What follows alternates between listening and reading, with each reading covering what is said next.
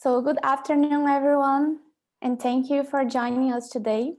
Welcome to the webinar series Lessons from Esplanada. The series was designed to bring insights from Brazilian former ministers about policymaking in the income decade of 2020-2030. I'm Fernanda Ferreira, a master's student in the Sustainability Management program at the Earth Institute, Columbia University, and also a member of Brazil Talk team, which I'm honored to be representing today. Brazil Talk is a global platform for in-depth discussions about Brazilian affairs from Columbia University. I would like to give a shout out to our team, which is led by our Executive Secretary, Julia Diaz, and include other members, graduate students at Columbia, as Renata Penalva, Gabriela Silvestrini, Paulo Speroni, Sam Stenbeck, and Julia Leite. Our member, Pedro Formitag, from the International Schools of Public Affairs, will join me today for the discussion. I would also like to thank our two long partners for making this event possible: the Institute of Latin American Studies at Columbia University and the Lehman Foundation.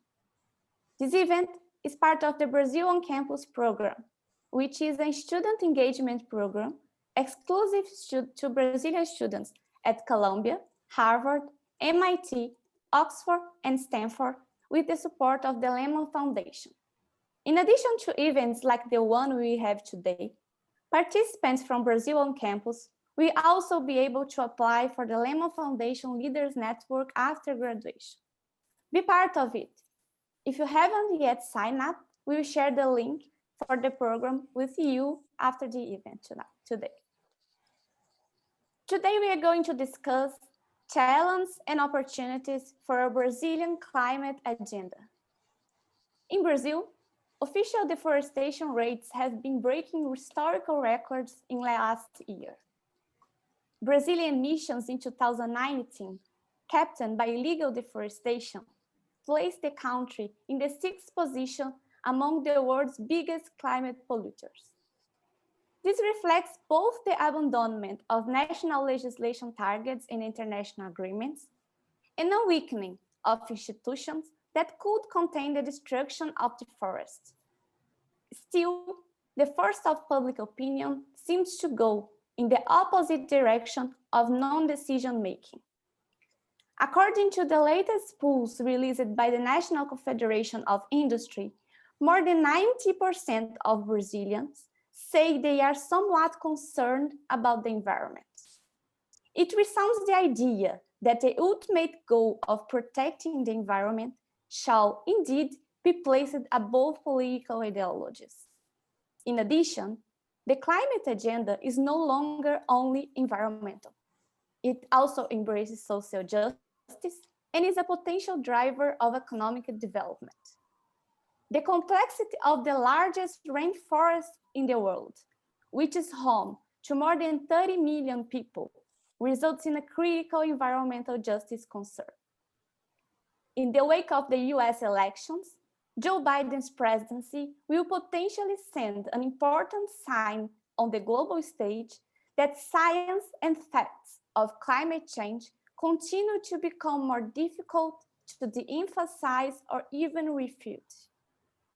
Brazil is a critical player in facing the climate crisis.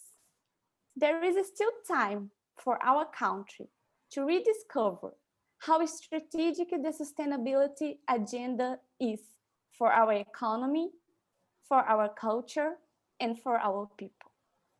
To guide us in the discussion and share her expertise, I'm honored to introduce our eminent guest speaker today, the former Brazil Environmental Minister, Izabella Teixeira. Ms. Teixeira was Minister of the Environment between 2010 and 2016, and Deputy Minister of Environment between 2008 and 2010. As a career public servant, Ms. Teixeira has held a position at the Brazilian Institute for the Environment and Natural Research since 1984. She has also held several high-level management and advisory positions as task leader of the National Environmental Program with the World Bank and the Pantanal Wetlands Program with the Inter-American Development Bank. Ms. Teixeira's guidance and leadership was instrumental in the approval of the new Forest Code in the National Congress in 2012, which achieved the lowest historical deforestation rates in the Amazon. She structured a comprehensive national policy on climate change, engaging with key economic sectors as energy, agriculture, and industry. In the international stage, she was a key leader of the UN Rio Plus 20 Conference on Sustainable Development, and then appointed by the UN Secretary General as a member of the high-level panel on the post-2015 development agenda. For her outstanding career, in 2013, she received the United Nations Environmental Programme's Champions of the Earth Award for Policy Leadership. In 2015, Ms. Teixeira was head of the Brazilian delegation on negotiations of the Paris Agreement of the UN Convention on Climate Change. Finally, in 2017, she was elected as co-chair of the International Research Panel. She is a member of the UN DESA Board, senior scholar on climate change and land use of SEBRE, and president of the ACRJ Environmental Council. Ms. Izabella Teixeira will make an introductory speech, which will be followed by questions from the Brazil Talk team. Finally, the minister will answer some questions from the audience. So please, feel free to write down your questions in the Q&A box on Zoom.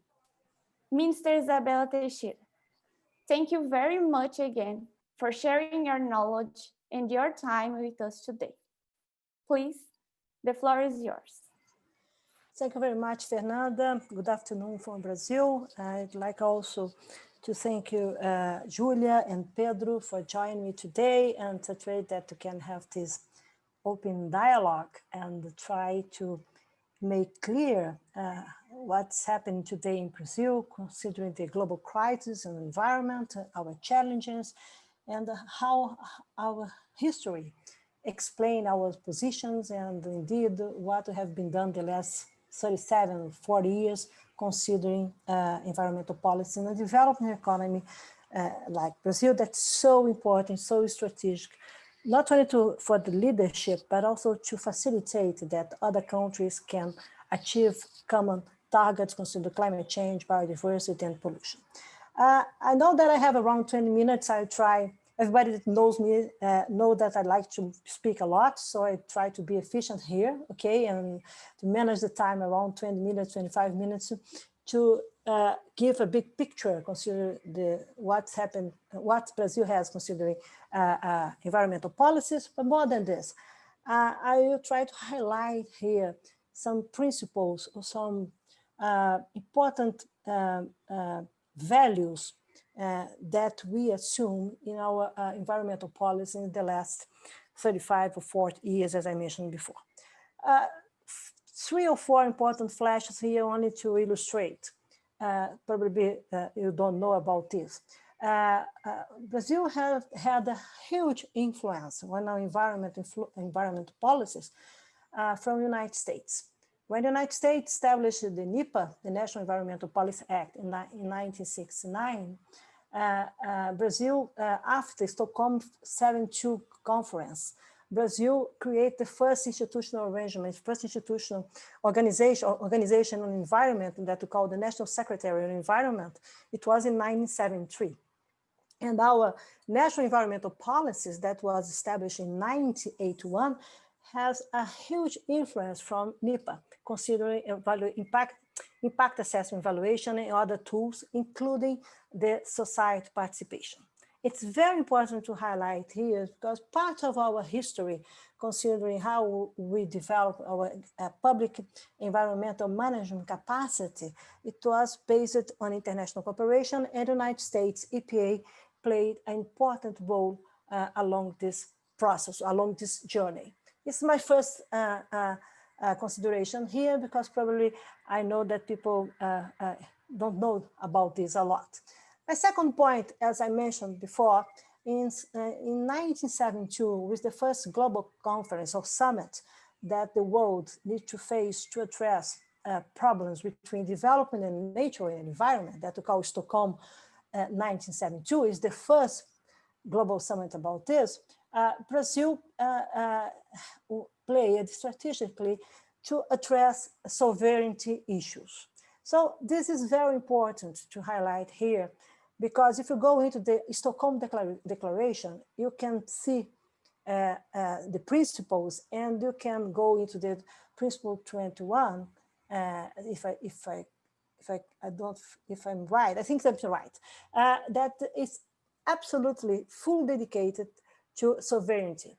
So some arguments that today you have from Brazilian authorities, that environmental global agenda, international cooperation, also the sustainable development global agenda is supposed to go against our interests. This is not true, because we have important diplomacy, and this diplomacy addressed solutions in the tasks in 1972, and the same happened in Rio Plus 20 conference. I think that Article 2 or 3 of the Declaration of Rio Plus 20 conference again highlighted the importance of the independence of countries, etc., in such a way that you can manage better global issues, but based on national interests. This is very important to highlight, because environmental policies used to host these principles, okay, as important guidelines to address national interests and also international cooperation. My third point here is to remember that Brazil also has important, in considering our new democracy, the new republic in 1985, we create the first Minister of Environment in Brazil. It was exactly in the first momentum of the first phase of the new democracy in Brazil. And it was fascinating, because we decided, it was the beginning of my career, I remember this very well, and we decided in Brazil to bring urban issues together with environmental concerns. So it was the Minister of Urban Development and Environment. And it's very interesting, because Brazil adopted in our legal framework, in our institutional and political frameworks to address environmental policy, we adopt the social environment concept, or the social environmental approach. What it means? We are looking forward to bring together social issues with ecological or environmental issues. This is a big challenge for a huge country like Brazil, that has different realities, from Amazonia to the south of the country, with a powerful, so powerful, because we have the diversity of natural resources, of biomes, etc., etc. So it's something very important to observe, because we used to bring these issues together, okay? Another point that I'd like to remember here, that in 1988, we have a crisis almost the same that we have today, consider deforestation and fires in Amazonia. And this is very important to be highlighted, because this was a crucial decision. I remember that by the federal government, for the Brazilian government. I remember that the first reaction of the government was to go against us and to neglect the reality, and used to say that the international interests used to go against our national interests. This is our sovereignty issue. This is something that Brazil can manage, etc., etc. It's almost the same. That's what's happened today. Today, I think that's worse. But the crisis, the nature crisis in 1988 was worse, because the data about deforestation really is impressive, and the scientists wish to put pressure on us, considering this, on us in Brazilian society. And I remember that we have a famous cover of Time magazine. If you have interest, you can go there. It's very interesting. We have this cover, and we have Amazonia on fire. Okay, it was 1988. So Brazilian government, meaning the Brazilian diplomacy, took important decision. What was this? We took a decision to host Rio 92 conference. We took a decision to open the country for international communities to discuss with us not only the global problems, but also solutions for Brazil. And it was the beginning of PPG7, okay, the first most important international program on cooperation for tropical forestry in Brazil. And also you have, for example, other international cooperation like the Guanabara Bay program for the pollution that was negotiated during this conference. And also it was a momentum that developed countries promoted the creation of the Global Environmental Facility. okay, exactly to address the pressure on biodiversity loss. And Brazil was part of all of this. Brazil really managed, and not only our diplomacy, our scientists, we from the environmental constituency, et cetera, we worked hard because we understood that sustainability and the environment means for us as an asset for our expression of a soft power as international community. And we adopt an important position because we took a decision that about Brazil, who knows about Brazil, who better know about Brazil is Brazil. So, so it was a really important choice because we took the decision to be aligned with the future, not with the past. And this is very important politically because this is an important guideline that support us and to guide us along the last 30 years or 35 years. Another point that I'd like to highlight here is about how innovative Brazil used to be considering new tools, for example, like REDD+. Brazil, before we have a REDD+ formalized, considered global climate change convention, we were fully dedicated to find ways to understand how we could apply this. And Brazil convinced other countries to have REDD+ as an important tool under UNFCCC, the Convention on Climate Change. It's very important. And a good example for this is that we negotiate Amazon Fund. And Amazon Fund is exactly the first concrete tool or concrete example of REDD+ in practice. It's fascinating how you combine our national policy, environmental policy, and also international tools, in that you can add value for our performance, but also to bring other partners together. For example, strengthening South-South cooperation. That's part of the role of Amazon Fund. Until 20% of Amazon Fund is supposed to be dedicated to finance South-South cooperation. Brazil signed this.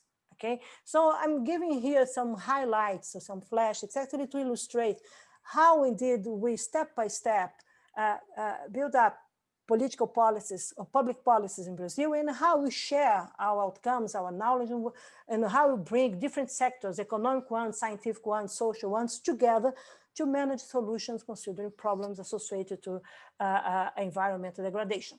Okay.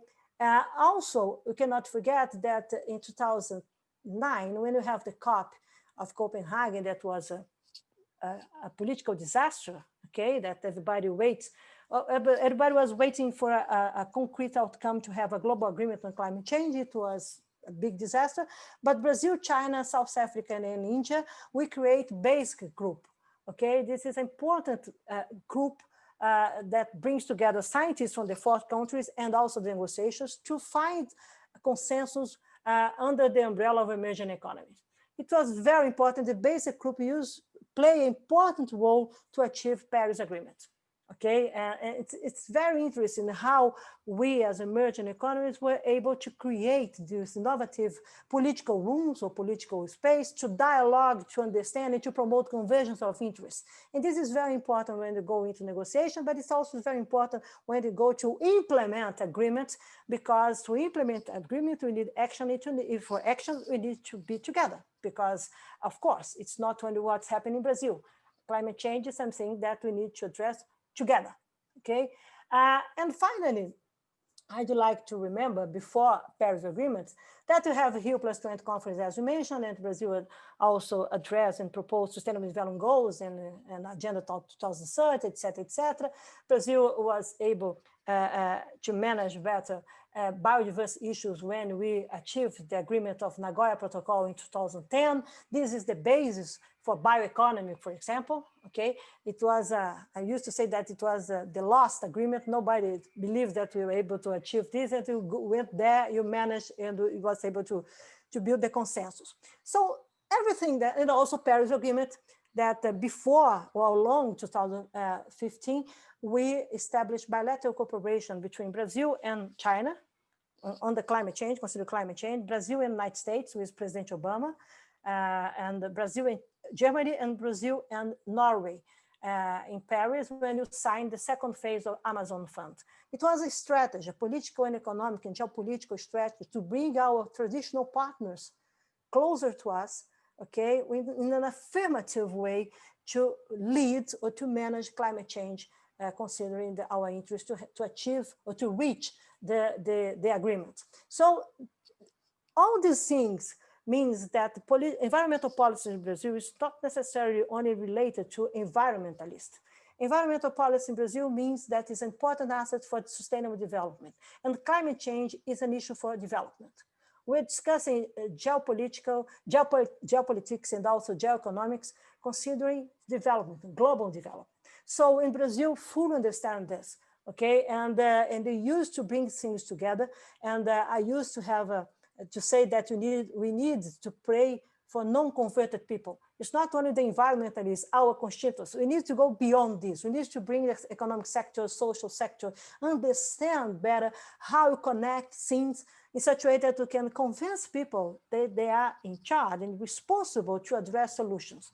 They are not only victims. We cannot play climate change based on fear and only based on vulnerability. We need to understand how to bring people, not to reach only rich people, but to bring people together in such a way that you can move on with robust and permanent solutions. Why? Because we don't have a planet B, it's true, but why we cannot wait for the damage that climate change, the scenarios of damage that climate change supposed to bring to us, because COVID-19 today shows to us what a global crisis means. Okay, and all the scenarios on climate change, they say that the crisis will be worst. So it's absolutely important that you can understand that we are connected, and these connections, I hope that can provoke us to be innovative, creative, and that we can play together, not to be polarized. Okay, this is something that doesn't make sense in this century. We learned a lot last century. We understand the responsibilities, the common responsibilities that we have today, but we cannot forget that we have the past. But we understand that this century, we are responsible not only to cut emissions, consider mitigation agenda, but we are responsible to promote adaptation and resilience in such a way that we can have a fair development, meaning for developing and emerging economies. It's absolutely important to understand social vulnerabilities and risks and how we manage this, consider the global umbrella that climate change will drive, or is driving today. What it is driving today, okay? So this is a big picture considering international scenarios. Of course, that we have another information, another data. If anyone would like to know about this, please ask me. But to highlight two things, three things, another three things. Building blocks of national environmental policy in Brazil. Brazil used to have three pillars, okay? Consider the building blocks of our national policy. First one, science. Our policies are science and policy oriented, okay? It's very important. Since the beginning, you have science as a partner, okay? So if you have a really important legal framework on environmental legal framework, you have a really important independent institution like public prosecutors, if you have a really important environmental law in Brazil and also the judiciary institutions, etc., be sure the science is behind the scenes, okay? So it's impossible to understand Brazilian policies, environmental policy, without bringing scientific knowledge as part of this. Even if you go to urban areas, for example, pollution, air pollution, etc., you have national programs to reduce emissions, etc., also technology for car fleets, etc. This is based on science. This is the first point. The second pillar, it's very interesting, that is based on open dialogue with the society. It's fascinating because with civil society, even during the dictatorship, when we created the first institution, as I mentioned, SEMA, it was in 1973. It was during the worst period of dictatorship in our country, okay? And the militaries created the environmental institution. Why? They are not, I'm convinced that the former President Médici was not a communist, okay? And so they understood the importance to dialogue and to understand or to have a performance to consider environmental concerns that were emerging, were coming from in the world as something critical. This is 70s, okay? I was 97 years old. Come on, 9. Okay, so it's unbelievable. Since the beginning, you have the Brazilian society closer, the private sector is closer. The National Environmental Council in Brazil used to be an open political space to debate with the diversity of stakeholders in Brazil. This means democracy. And this was created before the new republic, before our new democracy. So it's very important that along the history, you always have the civil society with all the diversity, all the contradictions, etc., etc., etc., as a partner, okay? It's very important to highlight this. And the third pillar was exactly international cooperation. Okay, it's impossible when I look back the past and remember this history and all the moments of my career. I remember that international cooperation was really closer to Brazil. The different international cooperation, bilateral one, multilateral one, financial ones, we have different arrangements of international cooperation that Brazil used and adopted to play national, regionally, and internationally. So it's very important to highlight because today, these 3 pillars, they are in checkmate, okay? And this, I think that illustrates very well the difficulties that you have today in Brazil to manage with transparency, with political engagement, with commitments, and also trying to dialogue with the future. What is happening today in Brazilian policies, environmental policies, okay? It's not necessarily only that you have people that are destroying in quote the expression, or have a process of fragmentation of institutional and our environmental governance in Brazil, institutional arrangements in environmental governance. It's more than this. The philosophy of the philosophy that support the political arrangements and also the history, this is in checkmate, okay? And so that's why I mentioned the 3 building blocks that it is, if you go around the world, you can check this. We have in other countries the same approach, okay? And that's why it's very important to understand in the future how we can manage better science, how we can manage better the new ways to bring society together, and how we can reframe and reshape our international cooperation framework and how indeed Brazil wants to be into the world. What's the insertion that we want to be, that we want to have into the world. This is something critical to be better explained. As I mentioned before, Brazil took a decision to have this global leadership or to have a history based on this, exactly because environmental policies and environmental protection means soft power for Brazil. Second, that absolutely important for a country that still have problems with social inequalities, and absolutely important that you can bring environmental concerns, environmental policies, the green movements to promote solutions. For example, low carbon jobs. Okay, we need to understand better how to address local needs when developing economies with different inequalities at the subnational levels, how we can address global needs local needs vis-a-vis global challenges like biodiversity loss, climate change, and pollution, global pollution. Brazil is part of this. What we need to change is you want to be part of the side of the equation that are the drivers, the cause, the problems, or we are the side of the equation that are the solutions.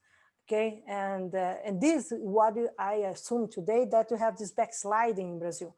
It's not only a setback, it's a backsliding, because you have roots, you have pathways, you have diverse alternatives, you have trade-offs. It's important to highlight because you have alternatives, but politically, what you have today in Brazil, in my opinion, it's a backsliding, okay? We are going back to the past in the worst way that you can choose. This is something impressive for us because the concrete outcomes or results that come from the government today, they are not good. We have the raise of the deforestation rates in Brazil, okay, in a way that it's I cannot explain. Brazil has all the conditions to tackle the illegal deforestation. We learned a lot in the last 30 years. We built robust systems through environmental enforcement. This is for me a non-issue because you know how to do the things. Okay, not necessarily is the militaries. The militaries used to support us considering logistics, not to go against the environmental crime. These are the environmental institutions with strategic partnership and alliance with other institutions in Brazil, like that are responsible, in charge to face or to tackle crime. When you discuss illegal deforestation in Brazil, you also need to discuss animal trafficking. You also need to discuss illegal gold mining. This means also in Brazil, environmental crime, and this is part of organized crime arrangements that we need to face or need to tackle. So we have institutions in Brazil that knows how to manage this, the civil institutions, and the militaries never were dedicated to go against this at the front line. They are always behind us, behind the scenes, support us when we need support to consider our frontiers, etc., because you have our constitutional rules, and this is part of the constitutional rules. Okay, so we learn a lot with that, consider our performance. We learn a lot with our scientific institutions. We learn a lot with our political democracy process, with National Congress and the Ministério Público, the Federal Public Prosecutor. We learned a lot with our judiciary. So come on. And also the civil society, as you explained before, in Brazil, supports that we need to tackle climate change and need to end the deforestation in Amazonia. We have the political support from the Brazilian society. So it doesn't make sense for me that Brazil today shows again huge numbers on considered rates of deforestation. What's happening that year? Because we have a trend that the rate was raising. Okay, but this is when you go against crime, organized crime, it's very difficult to manage, but never to double the rate. Okay, and when in 2018, at the end of the last government, President Temer, you have a rate around 70,000 square kilometers. The first year of the actual government in Brazil, you have 10,000 of square kilometers, and the projections for this year, it's around 14,000 square kilometers. This means that in 2 years, you will almost double the rate that you have in 2018. This is unacceptable because Brazil learned how to tackle this, and Brazil learn how to move beyond this. What are the consequences? It's a good example. If we go into the climate change agenda, that we need to mitigate emissions, almost today, as you mentioned, 48% of our annual emissions are fully dedicated related to land use / deforestation. So we have emissions, carbon emissions related to illegal economic activities. Does it make sense? Almost 50% of our emissions. So you have two phases. You have to go against this carbon, that's illegal carbon for the atmosphere is carbon, okay? And without no social and economic benefits. It's very important to highlight this because it's come from crime, so it's informal economy, informal illegal social pressure, etc., okay? Not fair jobs, etc. So it's an official world. It's something that we need to go there and close and tackle and eliminate. And we have around 55% of our emissions that are the formal ones from our economy that we need to address solutions. And you have solutions for this because in energy, Brazil has an energy mix balance between renewable and non-renewable. It's almost 50-50. So Brazil in the electric mix is more than 85% based on renewable, okay? And Brazil can replace, even for fossil fuels, for example, coal, you can use natural gas, etc., etc. You have alternative, or can go into the renewable, more in renewable, consider not only wind, that's the most important electric power today, source generation in Brazil, it's wind power today. And you have hydropower, you have solar, you have biomass, it's very important. So Brazil has alternatives, even for going to hydrogen world. I know that's expensive, but Brazil has technologies to manage green hydrogen based on renewable energy. So you have alternatives. You have biofuels, you can manage this, and also you can go into the energy efficiency, and you can go into arrangements that can bring win-win solution consider carbon challenges. Also in agriculture, Brazil has a tropical agriculture, a really competitive agriculture. 45 years ago, Brazil used to import foods, okay? And now we are one of the most important food producers around the world. And we need to understand what will be the deliveries that agriculture, Brazilian agriculture will do in 2030, 2040, 2050, considering nature conservation and consider climate change. You have low carbon agriculture technologies, we can manage this, we can do this. In Amazonia, you don't have the crops, only soya that is the border of Amazonia biome, but you have moratorium of soya. And the cattle range, it's a big challenge because we need to have supply chains and also traceability. And the private sector assumed the commitments now. So we have solutions. What I cannot understand, why Brazil doesn't bring this as an asset and go faster into these solutions, because low carbon economies in Brazil will make Brazil more competitive. All it is, okay? We are a country that we are not losing anything considered go into the low carbon world. Okay, of course, that to have trade-offs and transitions, and you need to understand who will be the losers, the old ones that we need to support to transform, or to have a phasing out for this, for these industries or for these players, but not to block and go back to the past. Exactly the opposite. And you have today this momentum in Brazil that you have a private sector, finance, banks, everybody together looking to go into the green world, okay, to understand better how Brazil can manage this, and giving a clear message to the government that what's happening today in Brazil, this is not sustainable. It's not also what Brazil understands that is very important for us. I hope that we can manage this better in short-term perspective. Of course, that to have a political damage, this is really critical. But I used to be an optimist, but also a pragmatic woman.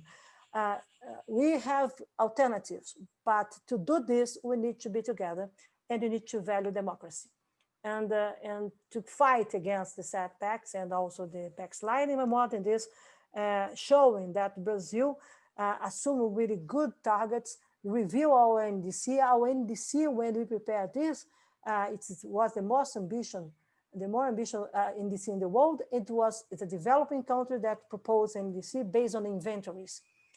As the same of developed countries, okay? It was the only developing country that proposed NDC, not based on projections, okay? It's a concrete data. So we were really ambitious, and I hope that we can be back on the floor in such a way that we can not achieve solutions for us, but we can share our technologies, our solutions, and bring social issues in an important visibility in such a way that we can be more fair in our development. This is a unique opportunity in the world. I think that to have really good options and to dialogue better with the capacity that the past bring to us. And so connectivity, it's absolutely important. How we connect issues is absolutely important to move on. So it's a big picture. I don't know about the time, but I think it's better to go to your questions, and I can illustrate and say more about my perspectives and my experience. Thank you very much. Perfect. Thank you so much, Minister Izabella, for this insightful talk, bringing solutions, strategies, and also the building blocks for policies that you talked about. So I'll move on now for the first question for the Brazilian Talk team. So in the past year, the Brazil Talk team has organized different events and interviews around Amazon deforestation and indigenous rights. On 2 occasions, Marina Silva, also Brazil former Minister of Environment, and Ricardo Galvão, former Director of the National Institute for Space Research, reinforced the fact that there is no doubt that Brazil has sovereignty over the Brazilian Amazon. However, they also brought the idea that the forest's existence is a global responsibility, and keeping the forest alive is a matter of humanity. So first, I'd like you to talk if you agree with this idea, and if you can please expand more on the nature of the deforestation records that you see in Brazil nowadays.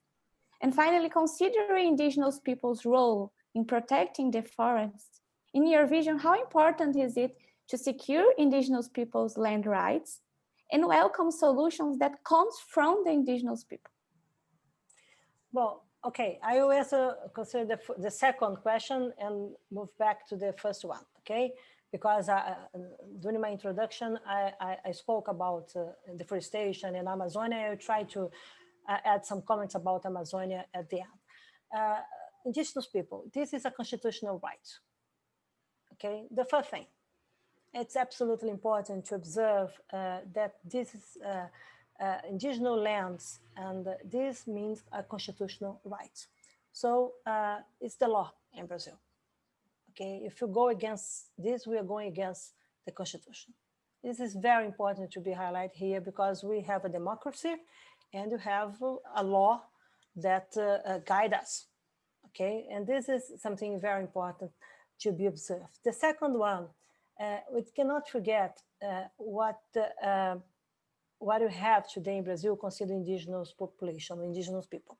You have indigenous people in Amazonia, you have indigenous people in other regions in Brazil. The conflicts that we have today concerning lands is almost, we have some ones in other regions in Brazil, but the critical ones are today related to Amazonia and to public lands. Okay, Brazil has more than around 60 millions of hectares of public lands in Amazonia that must have a destination. Okay, and the government has responsibility to establish rules and procedures and criteria to promote the land destination. And we need to recognize the indigenous people rights as one of the important criteria to promote the public land destination in Brazil. And you have some conflicts considering this principle, if I can use this word, because you have some interests from some farmers or some political interests in the Amazon region that they don't want to add or to give more lands for indigenous people. So it's the same when you discuss preserved areas or protect areas like national parks for environmental protection. And also it's the same when you discuss, for example, human settlements considering small farmers and in consolidated areas. Okay, or a traditional population, not only indigenous, but traditional communities like people that live in the forest, but they are not indigenous, okay, ones. So we cannot forget that in Amazonia is a new universe, okay? We have more than 100, I think that 108 is, I'm not wrong, but I think there's different ethnicities or unknown people, that the indigenous people that lives in Amazonia, unknown. So probably more than 100 ethnicities that we don't know anything about. It's like a new world. It's so fascinating. We have more in Amazonia, indigenous people, they speak more than 240 languages, not dialects, languages. It's more than 9 nations. Okay, it's unbelievable how well rich Brazil is. Okay, and our cultural diversity, how important this population, these people are, sorry, how important they know a lot about our history as a country, as a civilization that we don't know. Okay, so Brazil and Brazilians, we must learn the importance of these people that are there, okay, and not only to consider that you come from Europeans, for example, or Americans, okay. It's only good to remember that when the first Portuguese came to Brazil in the 15th, the first European women arrived here 6 to 8 years later. Okay, during more than 50 years, the indigenous women were responsible for our society. So we have common origins as a society with indigenous peoples. So we need to respect our history. You need to respect our origin. Okay, and that's why Brazil, it's so important to respect migrations and different cultures, because we are structured exactly as a society based on this diversity, and we cannot neglect this. So I'm sometimes feel completely astonished when I see some political reactions based on the ignorance and based on guidance. That doesn't make sense for me. It really doesn't make sense, because Brazil is not this. So first thing, indigenous people, they have traditional knowledge, they have constitutional rights. They are absolutely important for Amazonia preservation. They are absolutely important for policy, environmental conservation. They are important to learn, to teach us how to have a better relationship with nature. COVID is a good example of how we need to learn and to see better nature. And also they are very important for us if you want to have a future, because they are there, okay? And we are so new in this process, okay? And they are there in more than 30,000 years as people. So as a civilization, this is the word that I'm looking for. So it's very important that you can understand the dynamics, the problems, and if we need to renew our governance, to public governance, to manage better the indigenous people, but you cannot go against their rights, and you cannot go against their political values. And they are so important to preserve the forest, okay? So this is indigenous people, where I say, I'd like to remember that we established a national policy on environment and environmental management in indigenous lands. It's called PENEGATI. It was well succeed public policy, also to prevent fires. It's very interesting, and to manage traditional knowledge, and also absolutely important for bioeconomy. So it's sometimes we need to understand this contradiction. We have some authorities in Brazil that like to say Brazil is going to promote bioeconomy, but these people forget that part of the bioeconomy is exactly based on indigenous people knowledge. So we need to make clear the connections. That's why, as I'm used to say, the connectivity is a key issue for the century, because we need to understand how we are connected and how we impact people and how the people impact us. So something important. Consider deforestation, as you say, Amazonia, or Amazon, sorry. Amazon is a wicked problem. This is something very important to be highlighted here, because you have conflict narratives, you have different situations. You have, to simplify, you have around, I think, 4 different Amazonia. You have an Amazonia that the forested areas is consolidated, consolidated, sorry, and people are there more than 40 years, okay, and you need to bring solutions. It's absolutely important. You have a mobile frontier on deforestation today that you need to go against, you need to stop, okay, because this is going into the primary forest, and this provokes degradation and forest fragmentation, okay.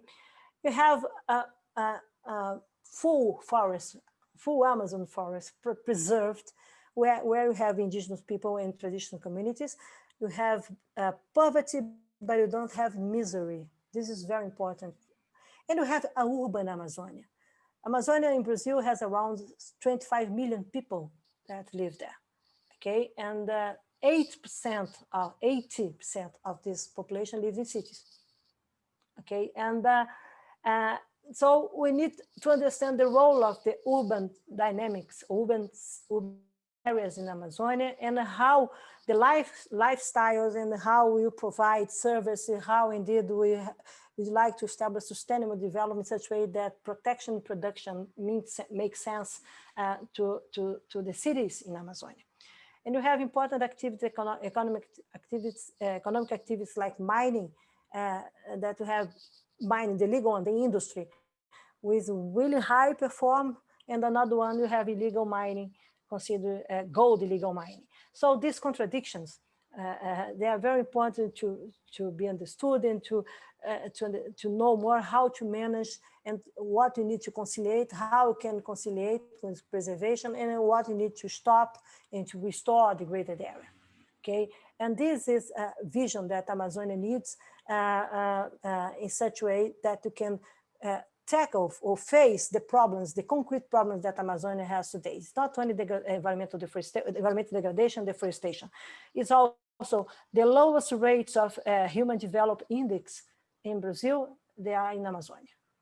Okay, the richest region in Amazonia is the poorest one considered human development. It's unbelievable. GDP, Brazil GDP, Amazonia is responsible only around 12%. Okay, they are concrete numbers. We need to understand why.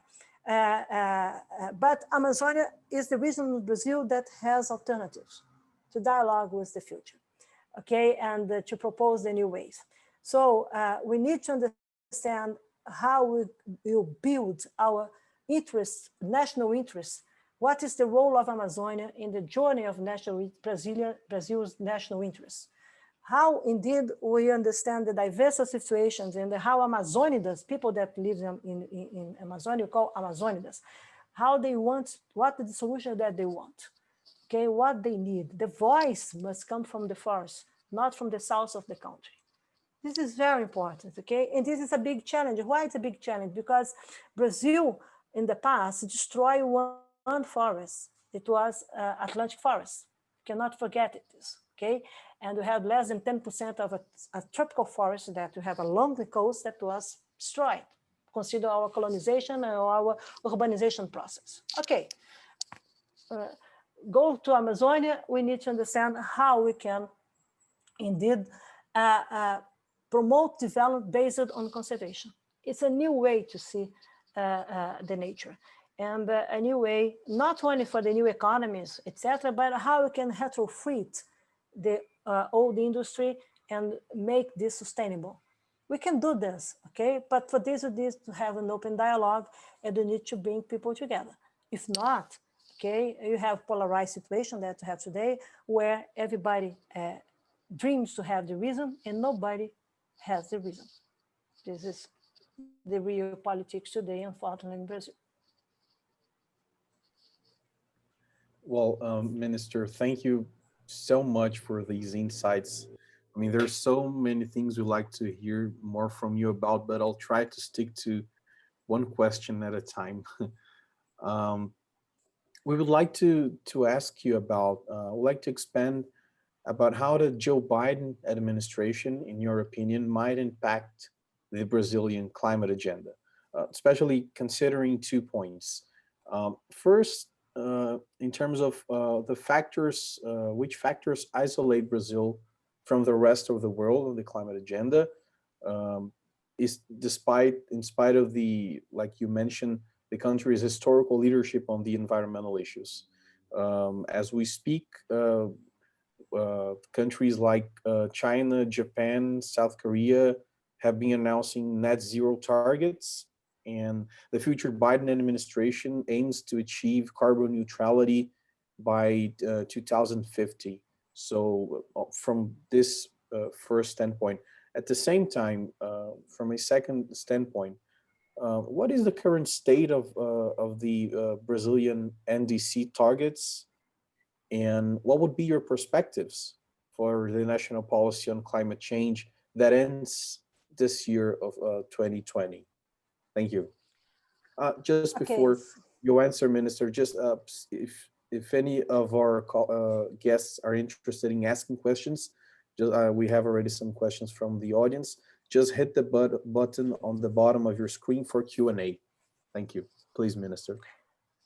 Okay, let's go. I think that we need another webinar, but Okay, Joe Biden, the President Joe Biden, he was part of the strategy that President Obama adopted exactly to achieve Paris Agreement.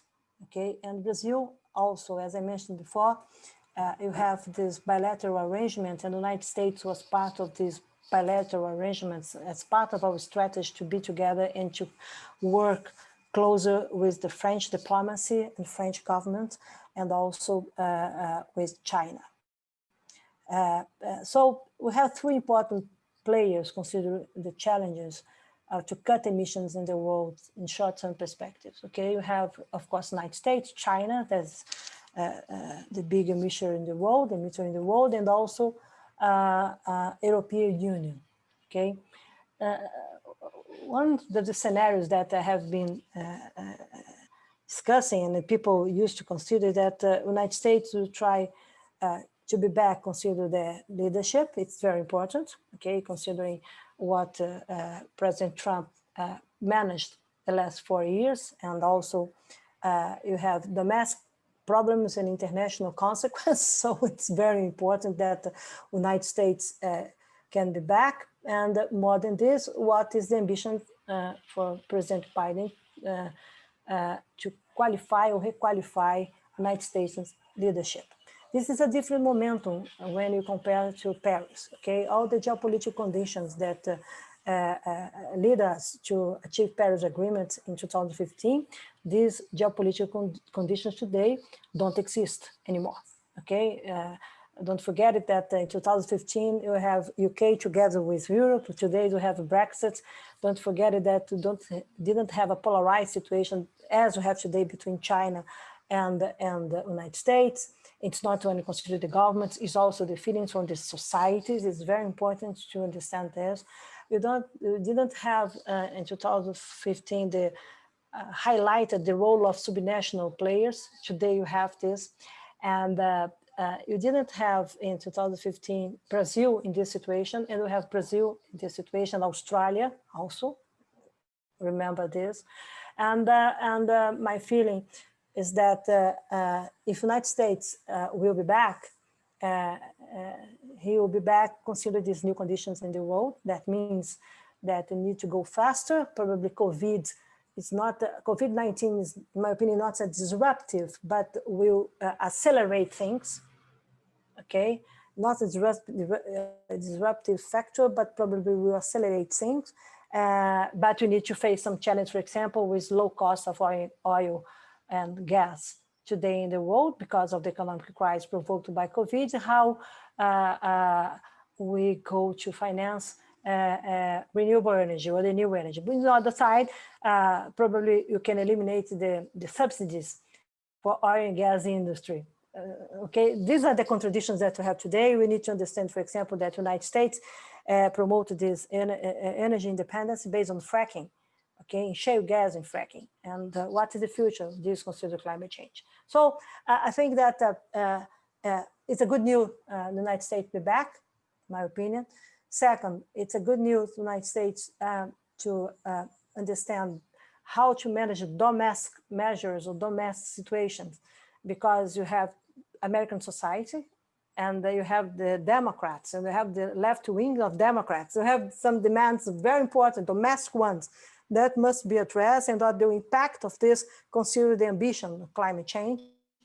If you have the second task, that how United States will review its NDC, okay, because you have this exercise, international exercise, that have under the guidance of the Secretary General, to raise ambition, and this means that you need to review NDCs, and how President Biden will manage this. Step by step, slow pace, understanding better the consequences, manage better the national situations, negotiating better with other partners, international partners that have this dialogue fragmented, consider Trump administration. We have some important things that must be discussed and understood considering the future. And the third one, what leadership, what American leadership will means indeed considering the challenge of the next 10 years. And this is very important. So a second thing that, as you mentioned, we cannot forget that you have other players coming. You have South Korea, you have Japan, even Japan that used to be the more conservative player of developed economies assume net zero emission. This means that you have some pathways. China assumed 2060. What it means, the limit, what it means, it's a limit for developing economies, for example, okay? And 2050 is the limit for developed economies. What it is? But what's critical is today, if you check the numbers, you can see that European countries and as Brazil, we are not achieved our goals, our targets on national climate change policies. It is absolutely true. Okay, Brazil is supposed not to be, internationally, you're not obligated to change it, but nationally, this is a national law. And unfortunately, because of the Bolsonaro government performance, we will have the setbacks, okay?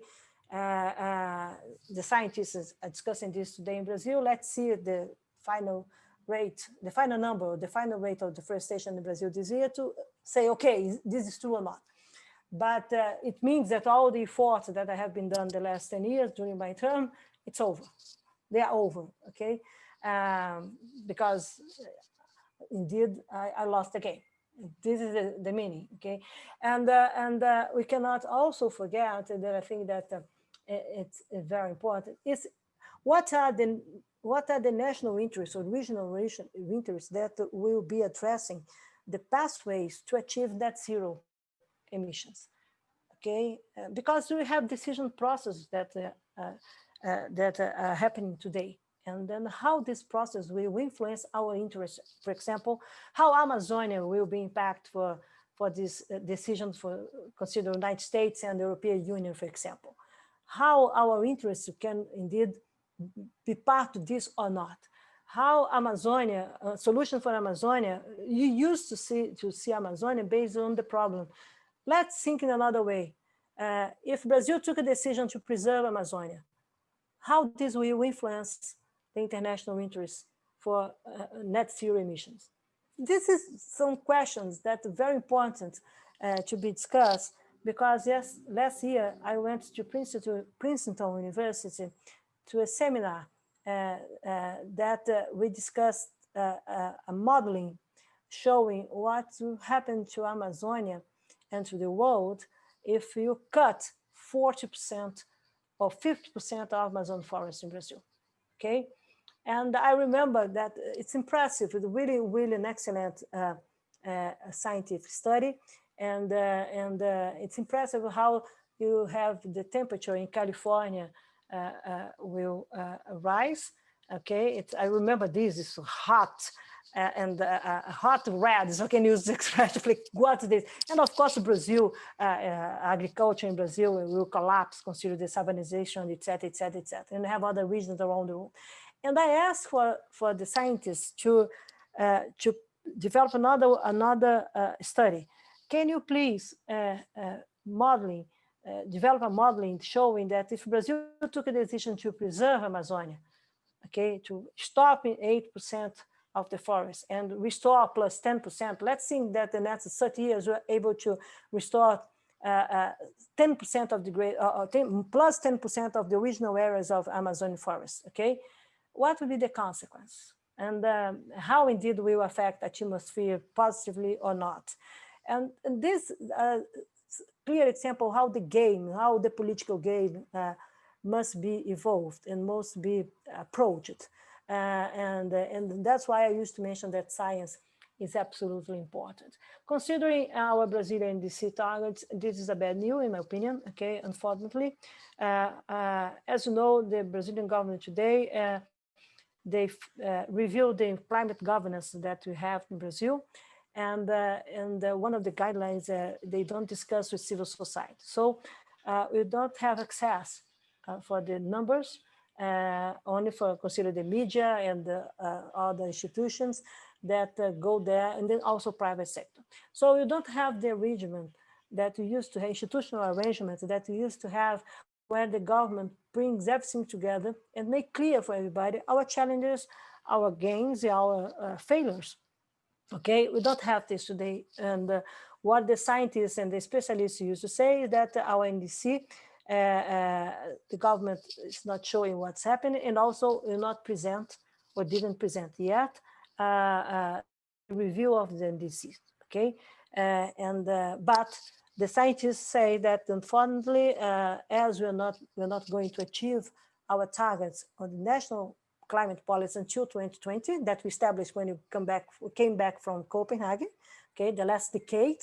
We don't know, we need to check this number and to know the impacts of the commitment considering Brazilian DC. What I know is that Brazil has additional investments in low carbon agriculture, that we have private sector and subnational players moving forward, okay? I know that we have this big debate today, consider energy scenarios in Brazil, energy sector with natural gas together with renewable energy. And again, a new debate about hydropower again, okay, and biomass. And the proposal of National Energy Plan for 2050 is exactly to not establish a carbon target. This is a decision from the government, okay? This is an open target in such a way that the market can take decision, or can take decision, sorry. So this can take decision, sorry. This is what we have today. So we don't have a coordinated action that with transparency. I'm not saying that if the government is doing this, I'm so sorry, nobody in the society knows about this, okay? But considering the political speech and also political positions from Brazilian authorities, what we know is that they are convinced that Brazil full implemented the Brazil NDCs and that we don't need to review anything. Okay, and we have the rate of deforestation raising. And so even in our NDC, when we established the umbrella of deforestation that we say until 2030, okay, of course that we want to achieve this early to end deforestation. But as a legal activity, you cannot assume an international commitment if you cannot control all the pieces of the game, okay? But this was a safeguard, but I know that our ambition, it was to end around 2022, 2023, that you can control everything, okay? You had conditions in the past to do this. I'm not sure if we have the conditions or new ones to do this today, consider the future. I do believe, I hope, as a Brazilian, that I can be wrong, okay? I really hope. And I'd like, as you know, I have the lowest rates, and the lowest rate is in my administration. I'd like to lose. This is something that I love, okay, that I have a minister that will come for, oh, you are the past. I will clap my hands, okay? And this is something that I used to say. I don't know how to say this in English, but for me, what's happened today in Brazil is the same that happens in World Cup. It's the new 7-1, okay? We are losing this game, unfortunately. You have all the conditions to win. And probably the same, I'm not a specialist in soccer and football matches, but I know that Brazil used to believe that to have the best team, the best coach, the best stadium, the best tools, the best journalists, and the best people that really believes in Brazil. We used to have the best in Amazonia.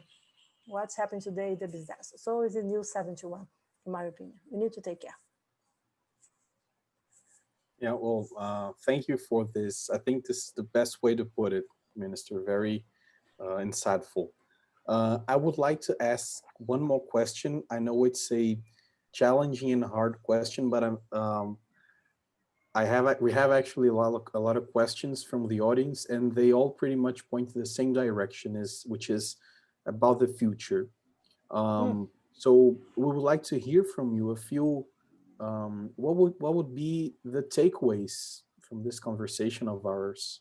What would you indicate as the talking points for the next decade in order to recover or to expand actually the international leadership that we used to have in the climate agenda? I know this is a challenging, hard question. We would like to talk about this for hours, but we don't want to take too much of your time, so we would kindly ask you to um, make somehow a brief answer, if at all possible. Thank you. Okay. When you talk about the future, the first thing that you should pay attention is that the future is not a linear projection of the past. Okay, I'm so sorry. As my mom used to say, or my grandmother used to say, that I should become a professor or a lawyer because this means the future. I'm so sorry. Okay, the new professions in the world saying that the future is completely different. This is so. If I believe that I was a rebel because I'm a biologist, the only the unique in my family. Everybody, so what is this? And I remember that my family used to say that, okay, if you need our support, financial support, we support you, okay?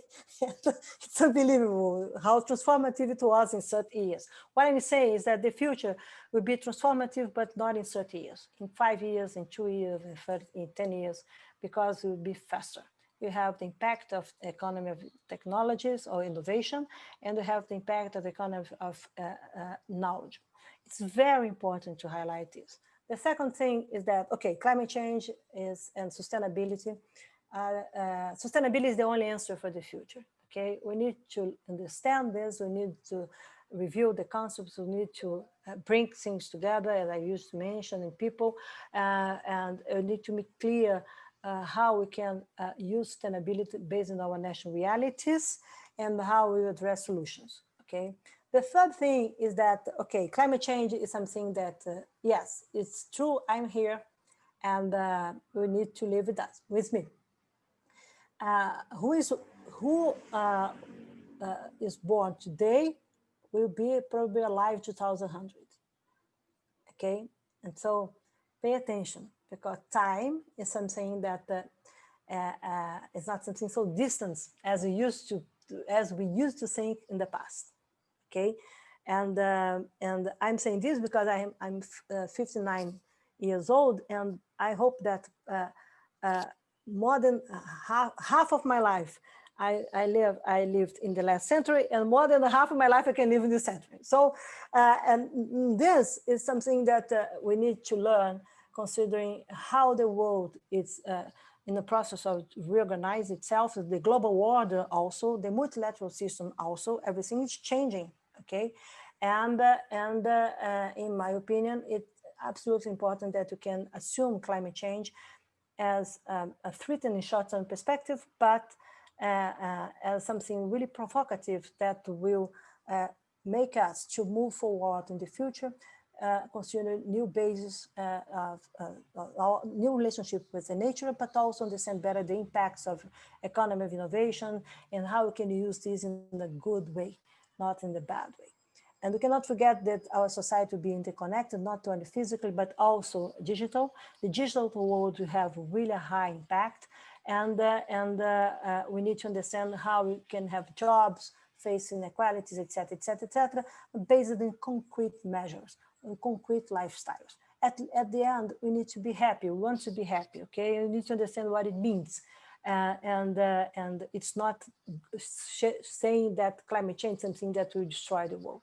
You need to be optimist, okay? And to put pressure on the guys that must take decision now. This pressure is not only to illustrate that we need to go against financial sector, etc., etc. We have choices. And this is the power of the new citizenship. I believe that we need to value or redefine our democracies. It's very important to pay attention about what's happening around the world concerning democracies, and how climate change is absolutely, to tackle climate change, democracy is absolutely important, because it means participation and engagement. And also we need to understand how we can influence multilateral system, the international cooperation system, to host the ambitions of non-state partners or players, because society, non-state and other non-state players, they used to be more ambitious than the states. And now the momentum is to implement things, is to act, to put things in practice. Okay, and this means that everybody, if you open open the opportunities, for example, to have a green job in a local place, or in a city, a medium-sized city in a state in Brazil, and this makes sense for the economy, for social, etc. This will become a reality, and you need to understand how this will influence other things. This means, indeed, how we'd like to manage the agenda based on opportunities and solutions, and how we convince people to act together, because their actions will make the difference, consider the global benefits. It's not something that we need only to talk climate language or to speak climate language with the specialists as we used to do, or go to the environment, to multilateral systems, diplomats and the negotiators, etc., and we speak our carbon language. No, we need to adopt new language. We need to come to the cities, to the societies, and to explain how the solutions that we are proposing will make sense. Okay, and that's why international cooperation must be reshaped. For example, we have now green recovery trends. Everybody, part of the world is discussing this, but you have more subsidies for the old economy than the green economy. Okay, and so you have transition. How indeed will you understand transition as something that's not to postpone solution, but is to manage new solutions, including the losers. Who are the losers? Who will be out of the game in the next 20 years? We don't need to wait 20 years to find out, in my opinion, okay, because it's there.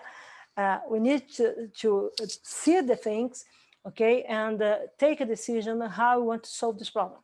If you have the losers, okay, it's impossible to have an industry based on telephones, not smart mobile, but telephones, okay, fixed one.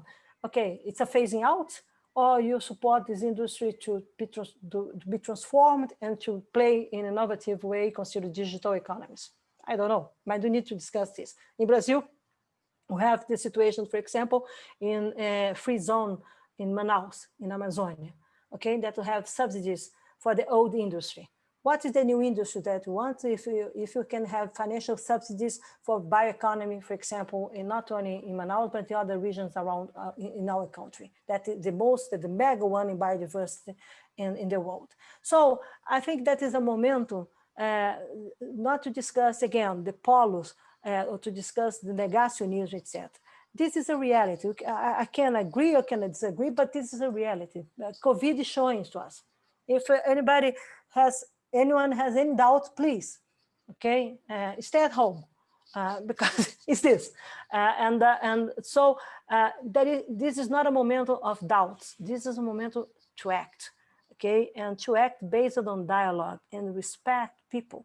We need to respect people. People must be convinced and part of. It's not like a mantra or a religion process. No, it's political engagement. Okay, it means that we are looking to transform their lives, and how important it is to promote development.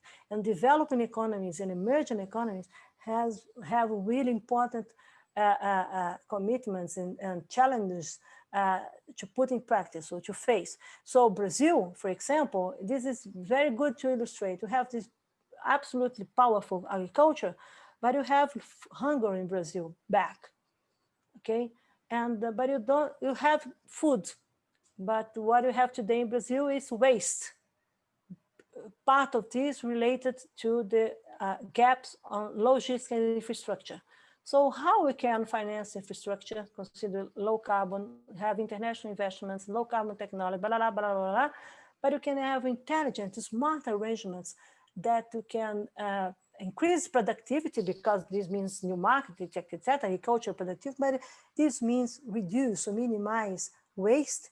And Brazil and agriculture in Brazil assume commitments to go against hunger, not only in our country, but also international. This is a role for private sector. If you want to bring solution, we need to assume commitments. You are co-responsible, okay? And this is very important to understand, why I mentioned green citizenship. It's the same with the bioeconomy in Amazonia, for example. What would be the contribution of bioeconomy, consider Amazonia products, to address better nutrition in the world? Okay, it's a good question. And why? Because we have really good products from the forest, from the based on acknowledgement, traditional acknowledgement, with new smart model of business, with job generation. But okay, how you are part, not only to preserve Amazonia, but to manage hunger or to end hunger and poverty in the world. This is a good example how things will be connected and how indeed we must be engaged. Engagement, political engagement, economic engagement is more than to use a bike and a organic cotton bag in Central Park. Okay, it's more than this. If we want to manage this in a concrete way, we need to understand that we, as a part of the solution, we must change our behavior and be committed.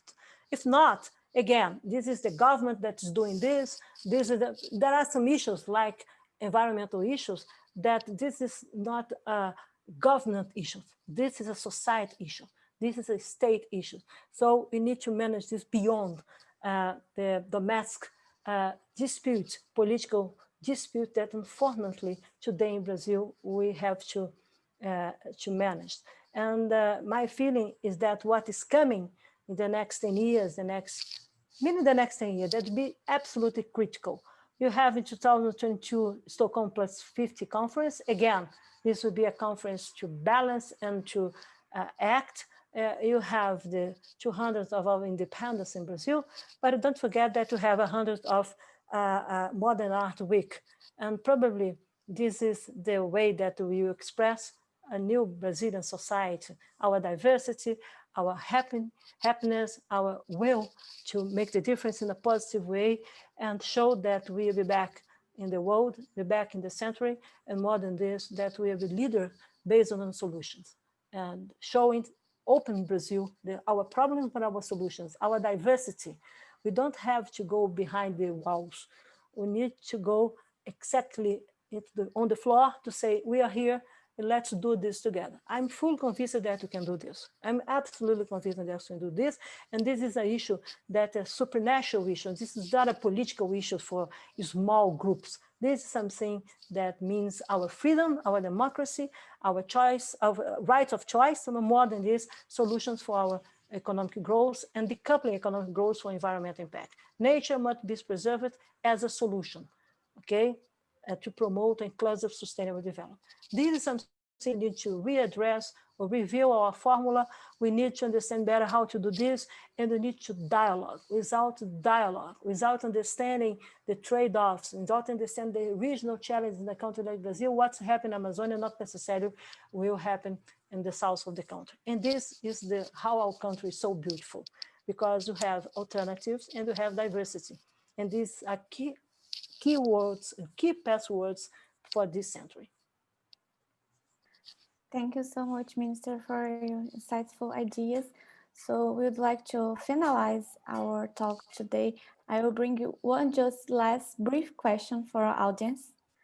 And the question is, which green investments would you focus for the Brazil agenda in the coming decade? Renewable energy, sustainable agriculture, cleaner transportation, smart digital economy. What would you everything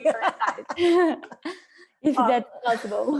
It's an excellent question, but I think that all of them, Brazil must be engaged. But one thing politically would be very important. Climate change is a problem that used to be driven, consider energy agenda, because this is where the developed economies have problems.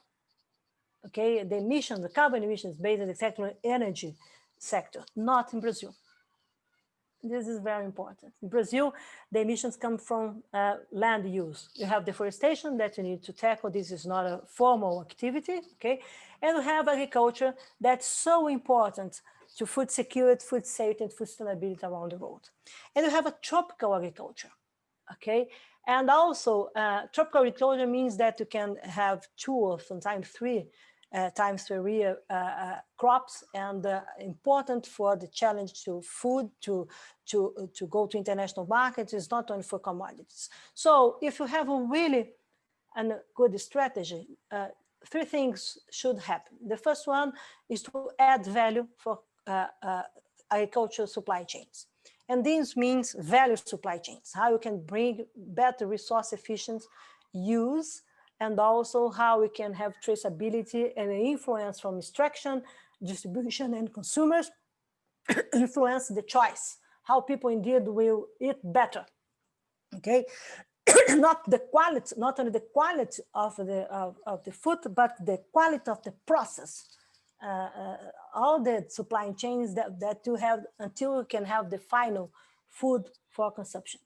Okay, this is something very important that you can, what it means, consumers be committed with producers. And this is something very, very important to be highlighted.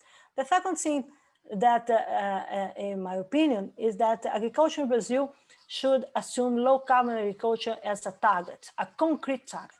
In 10 years or in 15 years, all agriculture in Brazil will be based on low carbon agriculture. What it means, okay, means that you have Brazil will have all the technology for this, and means that we'll be able to increase our productivity, be more competitive, okay, without damaging the environment as they used to do, okay? And you can promote regional development using this. This is absolutely important.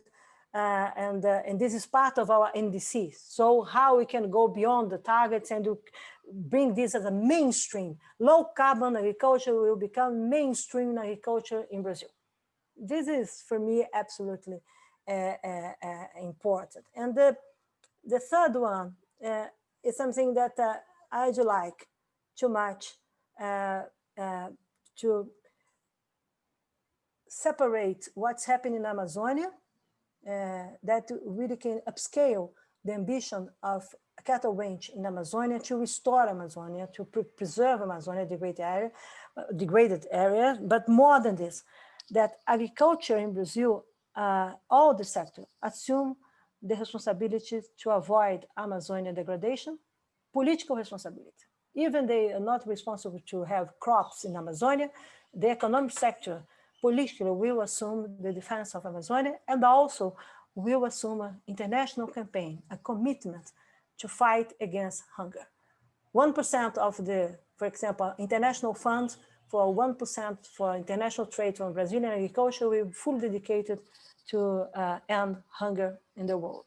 This is something that means really corporate citizenship, okay? It's not only commitments to go to Davos or to other, it's come back to a country and go to the region where you have the rich ones, because agriculture is so powerful in my country, in our country, sorry, but how indeed you address solutions for people that live there, and how you share these with other ones. These are concrete ways that will become two important political outcomes. You have a green global south, push, absolutely well designed, based on economy and also partners in technology, and with social, a positive social impact. And you can have partnerships, for example, in Argentina, and a partnership between Brazil and Argentina, two important soy producers in the world. Come on, how we can do this, okay? And another thing that I also think is very important is that we can show that you can believe that this makes sense for us, okay? It's not something fake or greenwashing, because you have the diversity of people, the beneficiaries of this, that will be in charge, okay, to monitor and to say what's right, what's wrong, what we need to improve. And this means a new way to express politics, because you have a political constituency on the climate change governance, okay, umbrella based on land use and land use players, and not only based on energy players. And this means that probably we'll be able to end deforestation in the world, illegal deforestation, and bring protection and production together in an innovative way to value political assets or political constituents like agricultural sector. The dispute that we have today doesn't make sense in my opinion. Okay, I know that they have interest. I'm not a naive woman, but come on, the interest in the center, they must be other ones. I'm so sorry, but it's too old to have the dispute that like European countries versus Mercosur. Come on, let's discuss in concrete ways what the real interests and make sure that we can share goods and we can have international markets as an asset, as a solution for us. I'm not against international markets, not this, but what I'm saying is not need to put the focus on the right things. And for this, we need new political constituents in not discussing what we have been done in the last 40 years. My interest, what we will be able to do in the next 40 years. This is what really is interest, what really make the difference, okay? And if you want to have our diplomacy back, our important, sophisticated diplomacy, and come on, we need to bring assets, okay? To have credibility, we need to deliver positive things, okay? And if you're not able to deliver positive things, we need to bring people to support you, okay? In such a way that you can find solutions. Today, unfortunately, what we have in Brazil is to find problems. My last recommendation, please, problems is something that psychology, judge, and policemen used to like. Okay, I prefer actions, solution. Okay, and so I think that need to mobilize people by the positive polo, not with the negative one. Meaning after COVID. COVID is a scarf, okay, a scar that you have in our humankind the next year. Come on, okay? People really don't understand yet what it means. And this means vulnerabilities and risks. And this is the first step of, if you're not able to manage climate change, that the first step of different crises that you probably need to face in the future if you're not able to play now, consider climate change. And so my feeling is that we need to bring some economic players with concrete responsibilities and also visibility, and allow the guys or provoke the guys to develop a new political economic narrative and be responsible for. I'm completely tired, okay, to see and to listen to the old speeches that we are the best. We are not the best. If we are the best, the world probably you didn't have the world that we have today. We need to become the best. And this is the big challenge that we have today. But I think that your generation really understand this very well. And I think that we don't need to wait for the young people for the next year. We need to bring young people now to be part of the decisions, because your generation is responsible for the mobilization, the political mobilization around the world. And this is serious, this is real, okay? Greta and other ones, the parents of the future, other movements, global movements that around the world, this is not something that we need to put aside, okay? This is critical. This means that we need not to change, we need to act together. So my feeling is that in a concrete way, I will bring in Brazil agriculture under the umbrella, climate change umbrella, and say, okay, guys, you are the best one, give to us the good answers. And let's see if we're able to do this. Consider the next 40 years, not the past 40 years. So, and the science together, always the scientists, don't forget it, okay? Don't forget it. And COVID showed this to us also. So it's absolutely important that we can do this. It's time to Brazil to open the Pandora box, okay? And I hope that we can open the green Pandora box. So I'd like to finalize this webinar. Thank you so much, Minister Izabella, for our time in this meaningful and impactful discussion, so important for our times. I think we have a lot of food for thoughts here among us today. And for our audience, please stay tuned for the next Lessons from Esplanada webinar series. We will be reaching out through our social medias. And once again, thank you so much, Minister Izabella. Thank you, Pedro. And thank you all for joining us today. Have a good day. Thank you very much. And I hope that Join us.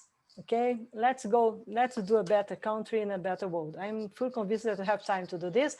And I think that somebody asked me if I am Candanga. I was born in Brasilia in the first generation with President Juscelino Kubitschek, and I'm very proud to be a Brazilian.